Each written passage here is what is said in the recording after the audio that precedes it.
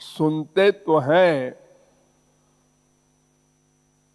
भगवान सबके हृदय में रहते हैं, सदा रहते हैं।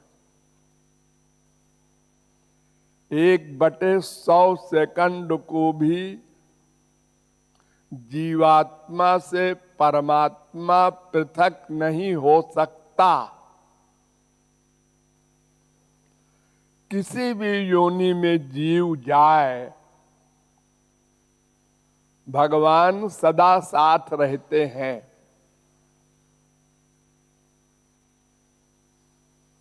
लेकिन मानता नहीं है। जो मान ले वो महापुरुष हो जाए, भगवत प्राप्ति फ्री में हो जाए।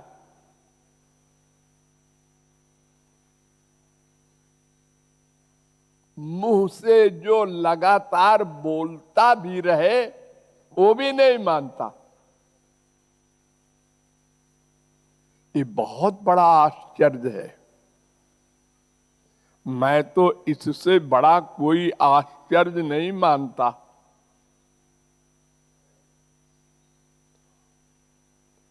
तो इसका अभ्यास करना होगा। अगर हम हरि गुरु को सदा अपने साथ मान लें, तो फिर न कुछ साधना करना है और न कोई गड़बड़ी होना है।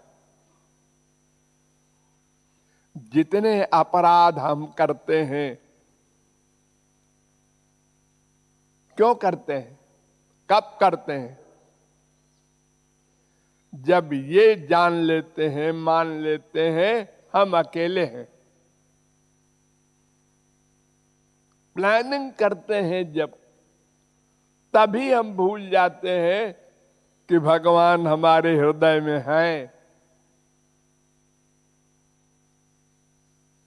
अगर माने रहें तो फिर कोई गलत काम नहीं कर सकते, सोच नहीं सकते।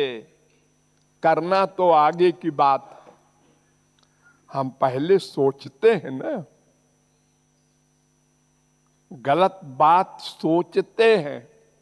किसी को दुख देना है, किसी को कष्ट देना है, किसी में बुराई निकाल के उसकी निंदा करना है, झूठ बोलना है, बात बनाना है।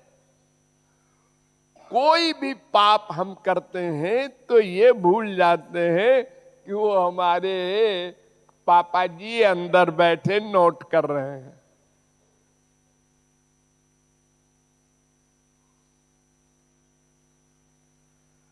इसलिए जानने से काम नहीं बनेगा, इसका अभ्यास करना होगा।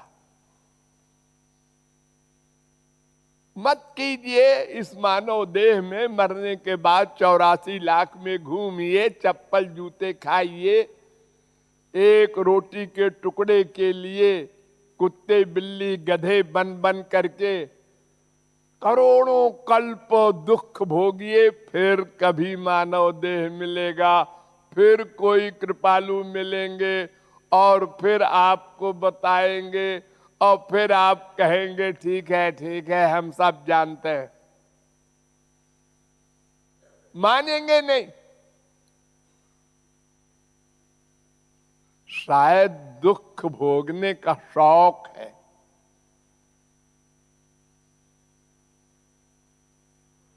और इतना बड़ा शौक है, अनंत जन्म बीत गए, ये शौक पूरा नहीं हुआ।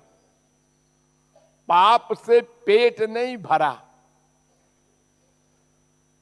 भगवान से भी चोरी, गुरु से भी चोरी।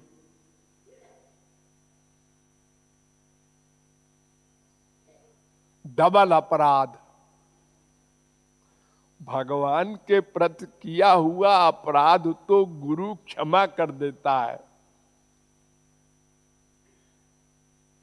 लेकिन गुरु के प्रति किया हुआ अपराध क्षमा नहीं हो सकता, भगवान भी नहीं कर सकता। विष्णु स्थाने कृतम पापम गुरुस्थाने प्रमुच्यते, गुरुस्थाने कृतम पापम वज्रलेपो भविष्यति। गुरु के स्थान में किया हुआ पाप वज्रलेप हो जाता है, वो उसका कोई इलाज नहीं है, दंड भोगना ही पड़ेगा। और गुरु से चोरी करना बस सबसे बड़ा पाप का मूल है। ये जो हम सोच रहे हैं कोई नहीं जानता, गुरु जी भी नहीं जानते, ऐसी बात बनाएंगे गुरु जी के आगे। अगर गुरु जी कहेंगे ऐसा है, नहीं गुरु जी ऐसा नहीं है, आप बेवकूफ हैं, तो गुरु जी मान जाएंगे।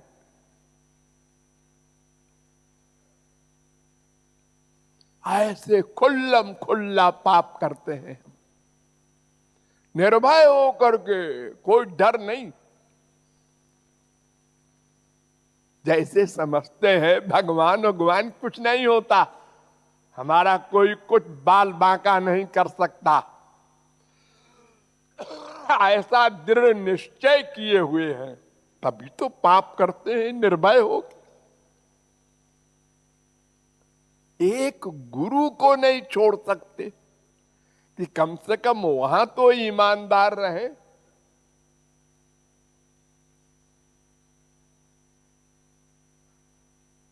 तो इसका अभ्यास अगर करने का हम दृढ़ निश्चय कर लें और अभ्यास करें, तभी हमारा कल्याण हो सकता है। अन्यथा करोड़ों जगत गुरु मिले, भगवान के बाप मिले, ऐसे हम 84 लाख में घूमा करेंगे। हमारी जिद हमको 84 लाख में घुमाएगी। और अगर हम कभी मान लेंगे अपनी गलती और सुधारने का प्रयत्न करेंगे, हर समय वो अंदर बैठे हैं, नोट कर रहे हैं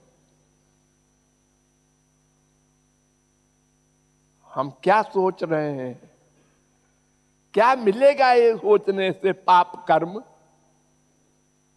क्यों शौक सवार है दुख भोगने का, नरकादि अनंत जन्मों का दुख। अरे सहा नहीं जाएगा, इतना दुख होगा, चीख चीख कर रोगे, कोई सुनने वाला नहीं होगा।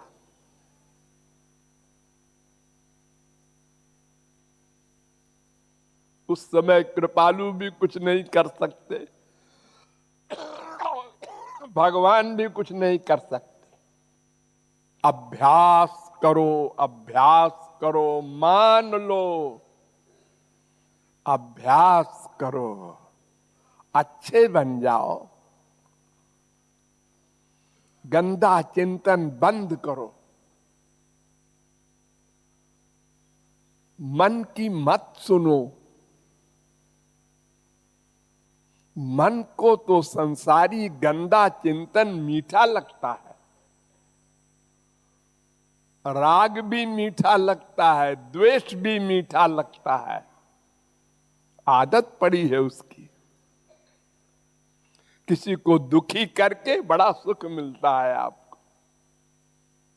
और ये वेद व्यास ने कहा है, अष्टादश पुराणेषु व्यासस्य वचनद्वयम् परोपकार पुण्याय पापाय परपीडनम। दूसरे को सुख दो, भगवान की ओर ले चलो।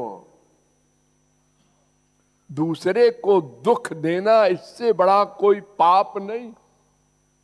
पर पीड़ा सम नहीं अधमाई। हम लोग गृहस्थी हो चाहे बाबा हो, सब इसी दोष से ग्रस्त है।